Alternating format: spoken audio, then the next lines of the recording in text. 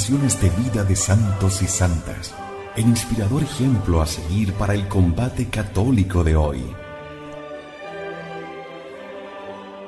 Le invitamos a conservar la doctrina católica y la verdad depositada por nuestro Señor Jesucristo.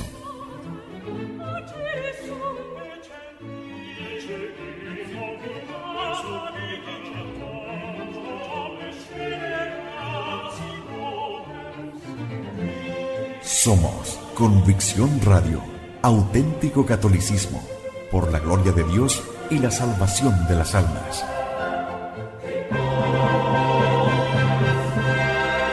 Convicción Radio.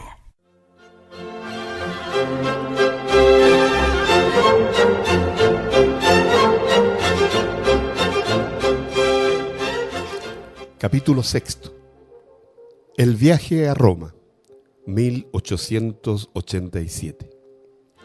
París, Nuestra Señora de las Victorias, Suiza, Milán, Venecia, Bolonia, Loreto, el Coliseo y las catacumbas, audiencia de León XIII, Nápoles, Asís, retorno a Francia y 3 meses de espera.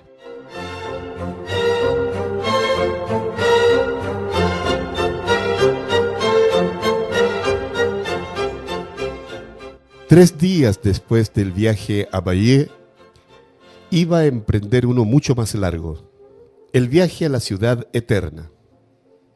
La peregrinación a Roma había sido organizada por la diócesis de Coutances, con ocasión del jubileo de oro sacerdotal de León XIII. La diócesis de Bayeux se había asociado. Sin embargo, vi cosas muy hermosas. Contemplé maravillas del arte y de la religión, y sobre todo, pisé la tierra que habían pisado los apóstoles, tierra regada por la sangre de los mártires, y mi alma creció al contacto de las cosas santas. Estoy muy contenta por haber estado en Roma, pero comprendo a las personas del mundo que pensaban que papá me había hecho hacer este viaje para que cambiara de idea acerca de mi vida religiosa. Y en efecto, cosas hubo en él capaces de hacerme tambalear una vocación poco firme. Celina y yo, que nunca habíamos frecuentado el gran mundo, nos encontramos en medio de la nobleza, que componía casi exclusivamente la peregrinación. Lejos de encandilarnos, todos esos títulos y esos de nos parecieron puro humo. Visto de lejos, todo eso me había deslumbrado un poco, pero visto de cerca, entendí que no todo lo que brilla es oro. Y comprendí aquello de la imitación. No persigas el falso brillo de un gran nombre, ni el trato familiar de muchos, ni la amistad particular de las personas. Comprendí que la verdadera grandeza se halla en el alma y no en el nombre, porque, como decía Isaías, el Señor dará otro nombre a sus elegidos.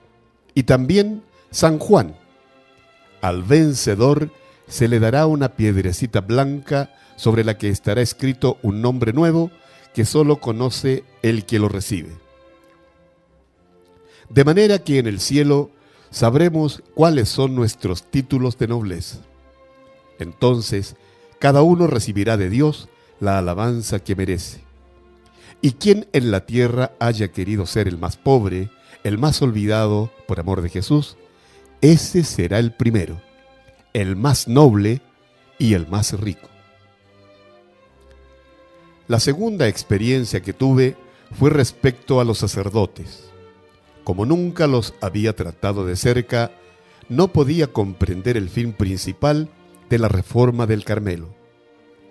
Rezar por los pecadores me fascinaba, pero rezar por el alma de los sacerdotes, que yo tenía por más puras que el cristal, me parecía extraño. En Italia comprendí mi vocación. Este viaje no era demasiado largo para adquirir un conocimiento tan útil. Durante un mes viví en compañía de muchos santos sacerdotes y vi que si bien su sublime dignidad los eleva por encima de los ángeles, no dejan de ser hombres frágiles y débiles. Si sacerdotes santos llamados por Jesús en su Evangelio, sal de la tierra, revelan en su conducta que tienen una grandísima necesidad de oraciones, ¿qué habrá que decir de los tibios? Jesús dijo también, si la sal pierde su sabor, ¿con qué se la volverá a salar? Madre mía, qué hermosa es la vocación que tiene por finalidad conservar la sal destinada a las almas. Esta es la vocación del Carmelo, ya que el único fin de nuestros sacrificios es ser apóstol de los apóstoles, rezando por ellos en tanto que ellos evangelizan a las almas por sus palabras y sobre todo por sus ejemplos. Debo detenerme, pues si continuase hablando sobre este tema, no terminaría nunca. Madre, le contaré mi viaje con algunos detalles. Perdóneme si le doy demasiados. No pienso detenidamente antes de escribir, y por causa del poco tiempo libre de que dispongo, lo hago con tantas interrupciones, que tal vez mi relato le resulte fastidioso. Lo que me consuela es que en el cielo le volveré a contar las gracias que he recibido y que entonces podré hacerlo con palabras agradables y expresiones encantadoras. Nada interrumpirá nuestras conversaciones íntimas y con una sola mirada usted habrá comprendido todo. Pero puesto que debo emplear todavía el lenguaje de esta mísera tierra, intentaré hacerlo con la simplicidad de un niño que conoce el amor de su madre. El 7 de noviembre la peregrinación partió de París, pero papá nos llevó a la capital algunos días antes para que la pudiéramos visitar. Una madrugada, que fue el viernes 4 de noviembre de 1887, a las 3 atravesé la ciudad de Lisieux, que aún dormía. Muchas impresiones cruzaron por mi mente en ese momento. Comprendí que partía hacia lo desconocido y que allí me esperaban grandes cosas. Papá estaba feliz. Cuando el tren arrancó, se puso a cantar el viejo estribillo: rueda, rueda, diligencia mía, andando vamos por el camino real. Llegamos a París esa misma mañana y enseguida comenzamos a recorrerla. El pobre papá se cansó mucho con tal de complacernos, de modo que pronto habíamos visto todas las maravillas de la capital. Por lo que a mí respecta, solo una me cautivó: Nuestra Señora de las Victorias. No podría expresar lo que sentí arrodillada a sus pies.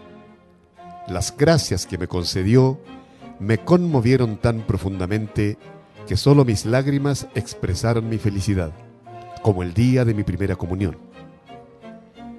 La Santísima Virgen me dio a entender que era ella verdaderamente quien me había sonreído y curado. Comprendí que velaba sobre mí, que yo era su hija, y por eso ya no la podía llamar sino mamá, nombre que me parecía más tierno que el de madre.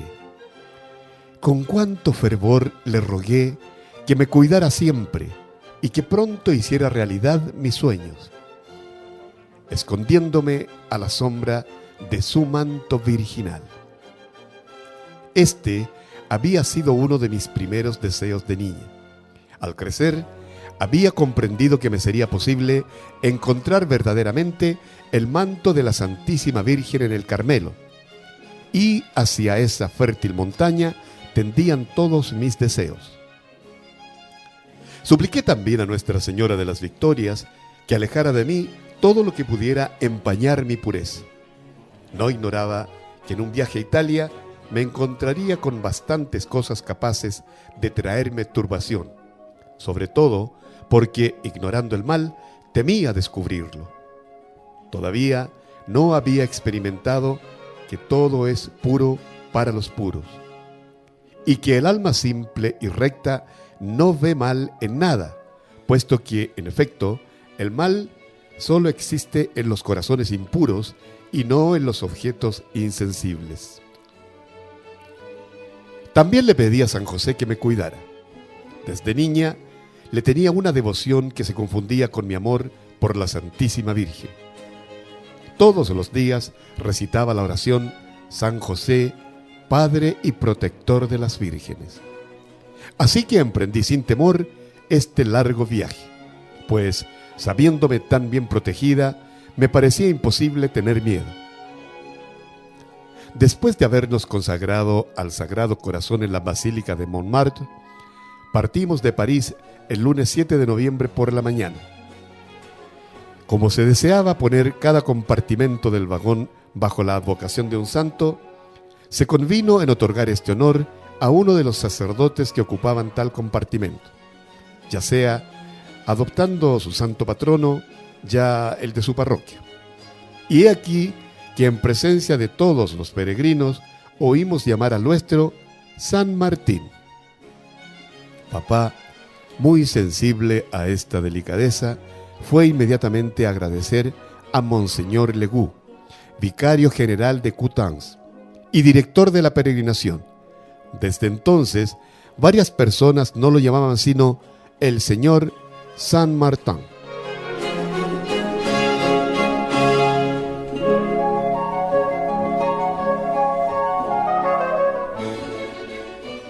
Yo, que era tan tímida que de ordinario apenas me atrevía a hablar, me encontré totalmente liberada de este molesto defecto. Con gran sorpresa de mi parte, hablaba libremente con todas las distinguidas señoras, con los sacerdotes y hasta con Monseñor de Coutances. Me parecía que había vivido siempre en medio de este mundo. Creo que todos nos querían y papá parecía estar orgulloso de sus dos hijas. Me lo dijo a la vuelta y agregó sonriente: eran con mucho las mejores de todas. Esta es una nota de la Madre Inés de Jesús. También lo estábamos nosotras de él, porque entre todos los peregrinos no había un señor más distinguido ni más apuesto que mi rey querido. Le gustaba que Celina y yo estuviésemos a su lado, y frecuentemente, cuando no estábamos andando en coche, si yo me alejaba de él, me llamaba para que le diera el brazo como en Lisieux.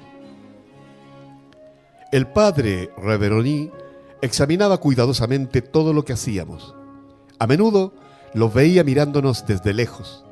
En la mesa, si yo no estaba frente a él, encontraba el modo de inclinarse a uno u otro lado para verme y oír lo que decía. Seguramente quería conocerme para saber si era realmente capaz de ser carmelita. Pienso que debe haber quedado satisfecho de su examen porque al terminar el viaje se mostró bien dispuesto para conmigo. Pero en Roma estuvo lejos de serme favorable, como lo diré más adelante. Antes de llegar a la ciudad eterna, meta de nuestra peregrinación, tuvimos la oportunidad de contemplar muchas maravillas. Primero, Suiza con sus montañas, cuyas cumbres se pierden en las nubes. Sus graciosas cascadas que surgen de mil maneras diferentes. Sus valles profundos, repletos de helechos gigantescos y de brezos rosados. Madre querida, cuánto bien hicieron a mi alma estas bellezas naturales derramadas tan profusamente. Cómo la elevaban hasta aquel que se ha complacido en sembrar tales obras maestras en una tierra de exilio que ha de durar solo un día. No tenía bastantes ojos para mirar. De pie, junto a la puerta del vagón, casi perdía la respiración. Hubiera querido estar a ambos lados del vagón, pues cuando me volví al otro lado, veía paisajes encantadores y enteramente diferentes de los que tenía por delante. A veces nos encontrábamos en la cima de una montaña con precipicios a nuestros pies que parecían prontos a tragarnos. Era tal su profundidad que nuestra mirada no podía sondearla. Otras era un pueblecito encantador con sus graciosos chalets y su campanario sobre el cual se balanceaban suavemente algunas nubes resplandecientes de blancura. Más lejos, un vástago dorado por los últimos rayos de sol y cuyas ondas serenas y puras reflejaban el azul del cielo y el fuego del poniente. Presentaba a nuestros ojos maravillados el más poético y encantador espectáculo que se pueda imaginar. Al fondo del vasto horizonte se veían las montañas cuyos contornos imprecisos hubieran escapado a nuestra vista si sus cumbres nevadas, brillando al sol, no hubieran venido a añadir un encanto más al hermoso lago que nos cautivaba. Al mirar tantas bellezas, nacían en mi alma pensamientos muy profundos. Me parecía que ya comprendía la grandeza de Dios y las maravillas del cielo. La vida religiosa se me aparecía tal como es, con sus sujeciones y sus pequeños sacrificios hechos en la sombra. Comprendía que fácil es replegarse sobre sí misma, olvidar el fin sublime de su vocación, y me decía, más tarde, en el momento de la prueba, cuando, prisionero en el Carmelo, no pueda contemplar más que un rinconcito del cielo estrellado, me acordaré de lo que estoy viendo hoy. Este pensamiento me dará valor y olvidaré fácilmente mis pobres intereses frente a la grandeza y el poder de Dios, el único a quien quiero amar. No tendré la desgracia de atarme a unas pajitas, ahora que mi corazón ha presentido lo que Jesús reserva a los que le aman. Después de haber admirado el poder de Dios, pude admirar también el que había dado a sus criaturas. La primera ciudad de Italia que visitamos fue Milán. Visitamos hasta en sus más pequeños detalles su catedral, toda de mármol blanco, con sus numerosas estatuas capaces de formar un pueblo casi innumerable. Celina y yo fuimos siempre las primeras, siguiendo intrépidas a Monseñor a fin de no perder nada de lo referente a las reliquias de los santos y oír bien las explicaciones.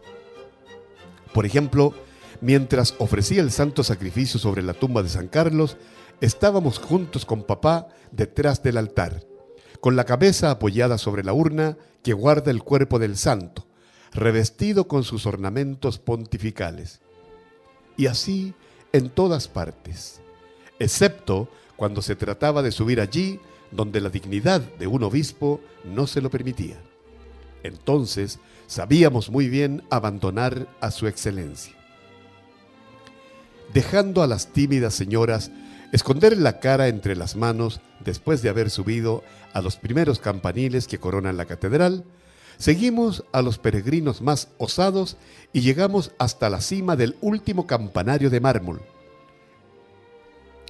Desde ahí tuvimos el placer de ver a nuestros pies la ciudad de Milán, cuyos numerosos habitantes parecían un pequeño hormiguero. Cuando descendimos de nuestro pedestal, comenzamos nuestros paseos en coche, que iban a durar un mes, y sacarían para siempre mi deseo de rodar sin cansarse. El Camposanto nos encantó todavía más que la catedral. Todas sus estatuas de mármol blanco, a las que un cincel de genio parece haber infundido vida, están dispuestas con una especie de negligencia que, a mi gusto, aumenta su encanto. Hasta se tiene la tentación de consolar a esos personajes ideales que nos rodean. Su expresión es tan real, su dolor tan sereno y resignado, que es imposible dejar de reconocer los pensamientos de inmortalidad que henchían el corazón de los artistas que realizaron tales obras maestras. Aquí, una niña arrojando flores sobre la tumba de sus padres. El mármol parece haber perdido su espesor. Los pétalos delicados parecen deslizarse entre los dedos de la niña, y el viento parece dispersarlos. También el velo ligero de las viudas y las cintas que adornan los cabellos de los jóvenes parecen flotar al viento. Papá estaba tan maravillado como nosotras. En Suiza había sentido fatiga, pero ahora se sentía contento y gozaba del hermoso espectáculo que estábamos contemplando. Su alma de artista se revelaba en las expresiones de fe y de admiración que iluminaban su bello semblante. Un señor mayor, francés, que indudablemente no tenía un alma tan ética, nos miraba de costado y decía con mal humor, aunque parecía al mismo tiempo lamentarse por no poder compartir nuestra admiración: «Ah, qué entusiastas son los franceses. Creo hubiera sido mejor que este buen señor se hubiera quedado en su casa, pues no me parecía muy contento con su viaje. Frecuentemente estaba cerca de nosotros y siempre alguna queja brotaba de sus labios. Estaba descontento de los coches, de los hoteles, de las personas, de las ciudades, en fin, de todo. Papá, con su magnanimidad acostumbrada, trataba de consolarlo. Le ofrecía su lugar, etc. Papá se encontraba siempre bien en todas partes, pues tenía un carácter enteramente opuesto al de su quejoso vecino. ¿Cuántos personajes diferentes encontramos? Qué interesante es estudiar el mundo cuando se está a punto de abandonarlo.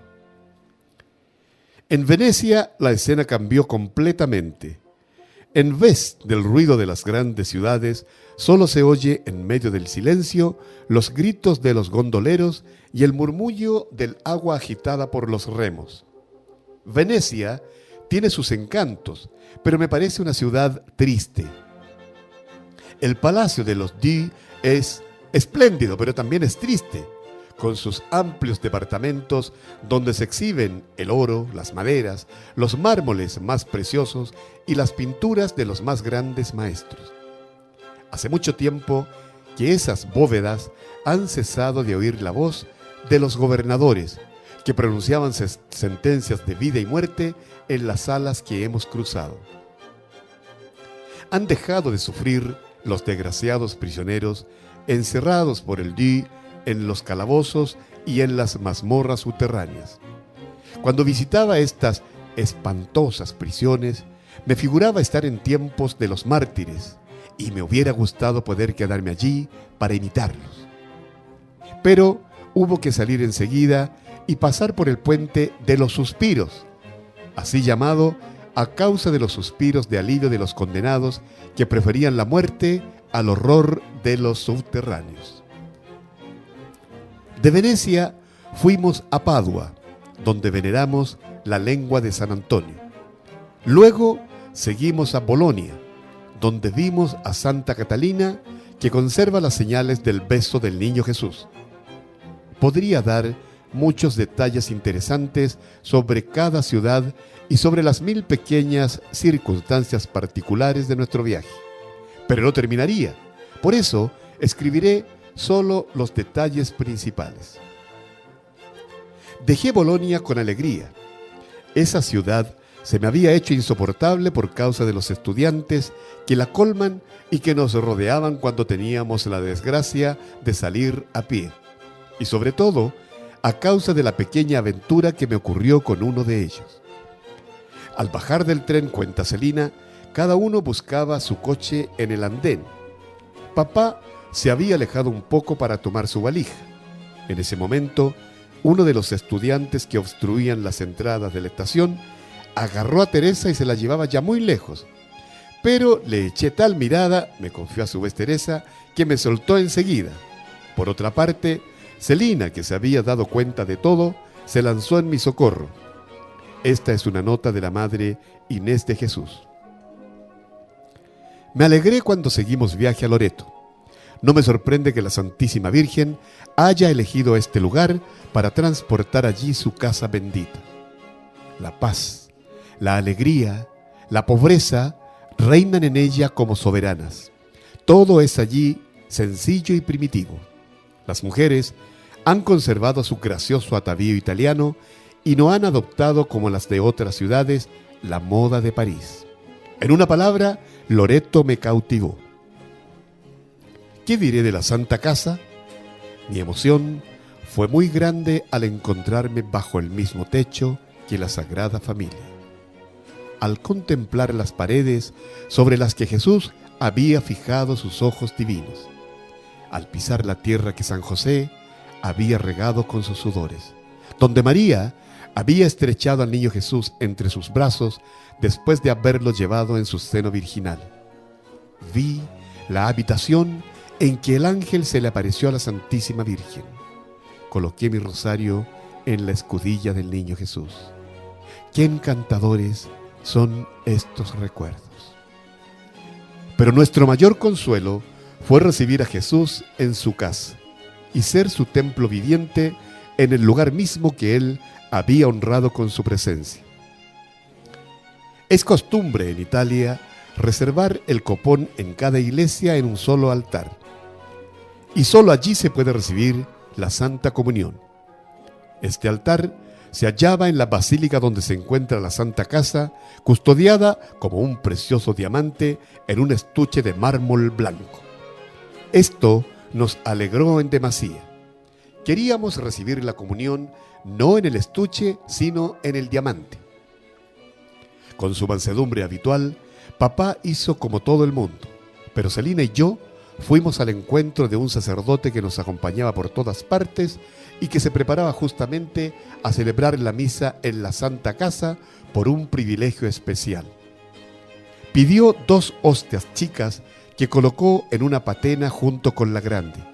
¿Y cuál no habrá sido nuestro arrobamiento al comulgar las 2 juntas en esa casa bendita? Nos embargaba una felicidad celestial que las palabras no aciertan a expresar. ¿Qué será cuando comulguemos en la mansión eterna del Rey del Cielo? Entonces nuestro gozo no tendrá fin. No experimentaremos la tristeza de la partida y no necesitaremos raspar furtivamente las paredes santificadas por la presencia divina para llevarnos un recuerdo. Su casa será también la nuestra por toda la eternidad. No quiere darnos su casa de la tierra. Se contenta con mostrárnosla para hacernos amar la pobreza y la vida escondida. La casa que nos reserva es su palacio de gloria, donde ya no lo veremos escondido bajo las apariencias de un niño o de una hostia blanca, sino tal como es, en el brillo de su esplendor infinito. Ahora me resta hablar de Roma, meta de nuestro viaje. Allí pensaba encontrar el consuelo y en cambio hallé la cruz. Era de noche cuando llegamos y nos habíamos dormido. Nos despertaron las voces de los empleados de la estación gritando: «Roma, Roma». No soñaba, estaba en Roma. Esto fue el 13 de noviembre. El primer día lo pasamos extramuros y fue tal vez el más delicioso porque todos los monumentos conservan su sello de antigüedad. En el centro de Roma, en cambio, uno podría creerse en París, en medio de magníficos hoteles y comercios. El paseo por la campiña romana me dejó dulce recuerdo. No hablaré de los lugares que visitamos, ya que abundan los libros que los escriben en detalle. Hablaré tan solo de las impresiones principales que experimenté. Una de las más dulces fue mi estremecimiento a la vista del Coliseo. Por fin estaba viendo la arena donde tantos mártires habían derramado su sangre por Jesús. Ya me disponía a besar ese suelo que ellos habían santificado, pero ¡oh decepción!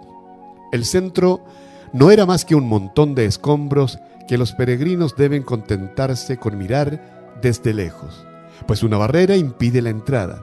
Y por otra parte, nadie tiene la tentación de arriesgarse en medio de esas ruinas. Haber venido a Roma sin bajar al Coliseo me parecía imposible. Ya no prestaba atención a las explicaciones del guía. Tenía un solo pensamiento: bajar a la arena. Viendo pasar a un obrero que llevaba una escalera, estuve a punto de pedírsela. Felizmente, no llevé mi idea a la práctica porque me hubiera tomado por loca. Cuenta el Evangelio que Magdalena, permaneciendo junto al sepulcro e inclinándose repetidamente para mirar hacia adentro, acabó por ver a 2 ángeles. Como ella, si bien reconociendo la imposibilidad de que se realizaran mis deseos, seguí inclinándome hacia las ruinas a las que quería descender. Por fin no vi a los ángeles, pero sí vi lo que buscaba. Di un grito de alegría y dije a Celina: «Ven pronto, vamos a poder pasar». Enseguida franqueamos la barrera hasta la que llegaban los escombros en ese lugar y empezamos a escalar las ruinas que se desmoronaban a nuestro paso. Papá nos miraba asombradísimo de nuestra audacia. Pronto nos mandó volver, pero las 2 fugitivas ya no escuchaban nada. Al igual que los guerreros que sienten crecer su valor en medio del peligro, así crecía nuestra alegría en proporción al esfuerzo que nos implicaba alcanzar el objeto de nuestro deseo. Celina, más previsora que yo, había prestado atención al guía y, recordando que acababa de indicar una pequeña laja marcada con una cruz como el lugar donde combatían los mártires, se puso a buscarlo. Pronto lo encontramos y nos arrodillamos sobre esta tierra sagrada, y nuestras almas se confundieron en una misma plegaria. Mi corazón latía fuertemente cuando mis labios se acercaron al polvo regado con la sangre de los primeros cristianos. Pedí la gracia de ser también mártir de Jesús, y en lo profundo de mi corazón sentí que mi plegaria había sido escuchada. Todo esto ocurrió en un muy corto tiempo. Después de haber recogido algunas piedras, retornamos a las ruinosas paredes para recomenzar nuestra peligrosa hazaña. Al vernos tan felices, papá no pudo reprendernos, y me di cuenta de que estaba orgulloso de nuestra intrepidez. Dios nos protegió visiblemente, pues los peregrinos no notaron nuestra ausencia, ya que se encontraban más lejos que nosotros, ocupados sin duda en observar las magníficas arcadas en las que el guía hacía notar los cupidos sobre pequeñas cornisas. De modo que ni el guía ni los sacerdotes pudieron experimentar la alegría que colmaba nuestros corazones. Las catacumbas nos dejaron también una dulcísima impresión. Son tal como me las había imaginado al leer su descripción en las vidas de los mártires. Habíamos pasado allí parte de la tarde y me parecía que había estado solo unos instantes.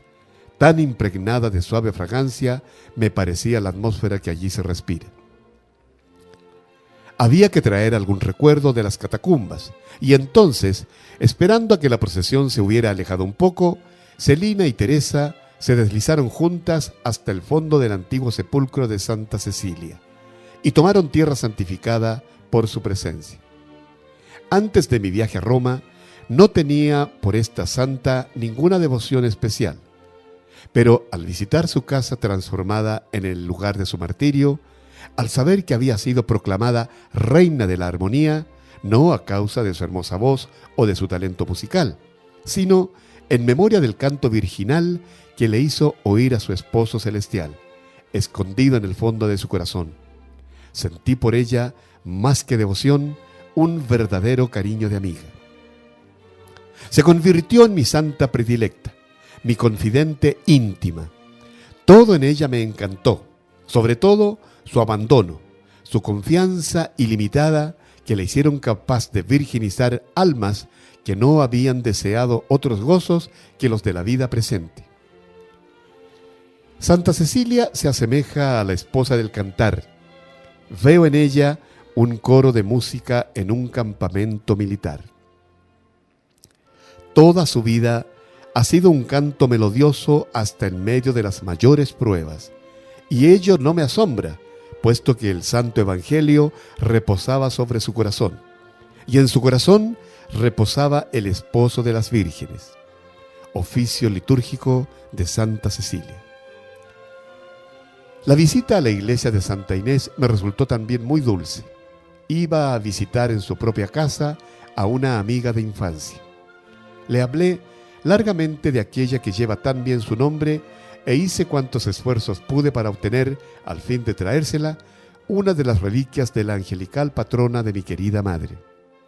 Pero lo único que pudimos conseguir fue una piedrecita roja que se desprendió de un rico mosaico que se remonta a los tiempos de Santa Inés y que ella seguramente miró muchas veces. ¿No fue lindísimo que la amable santa nos diese lo que nosotras buscábamos y no era prohibido tomar? Siempre lo consideré como una delicadeza y una prueba de amor con el que la amable Santa Inés mira y protege a mi querida madre. Durante 6 días visitamos las principales maravillas de Roma, y el 7º vi a la mayor de todas. León XIII deseaba que llegara ese día y al mismo tiempo lo temía. De él dependía mi vocación, pues la respuesta que debía recibir de Monseñor no había llegado, y por una carta suya, madre, había sabido que ya no estaba muy bien dispuesto en mi favor. Mi única tabla de salvación era el permiso del Santo Padre, pero para obtenerlo había que pedirlo. Había que animarse a hablar delante de todo el mundo. Hablar al Papa.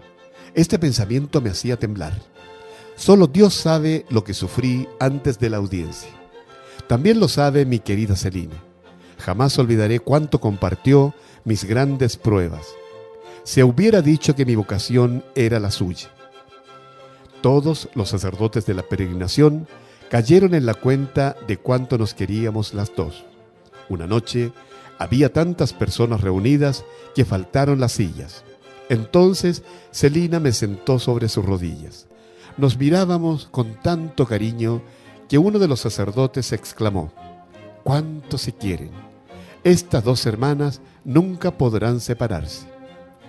Sí, es verdad, nos queríamos, pero nuestro afecto era tan puro y tan fuerte que el pensamiento de la separación no nos turbaba, porque sentíamos que nada, ni siquiera el océano, podría alejarnos una de la otra.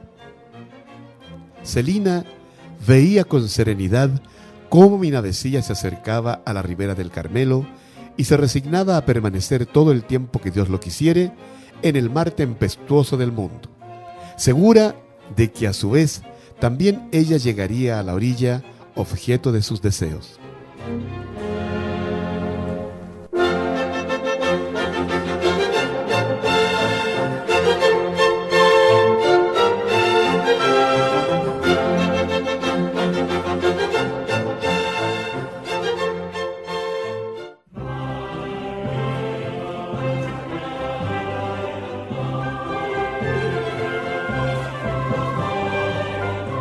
Narraciones de vida de santos y santas, el inspirador ejemplo a seguir para el combate católico de hoy.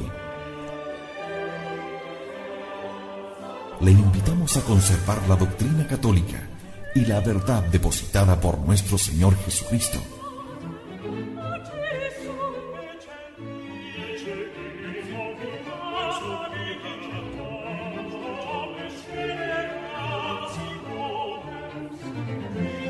Somos Convicción Radio, auténtico catolicismo, por la gloria de Dios y la salvación de las almas.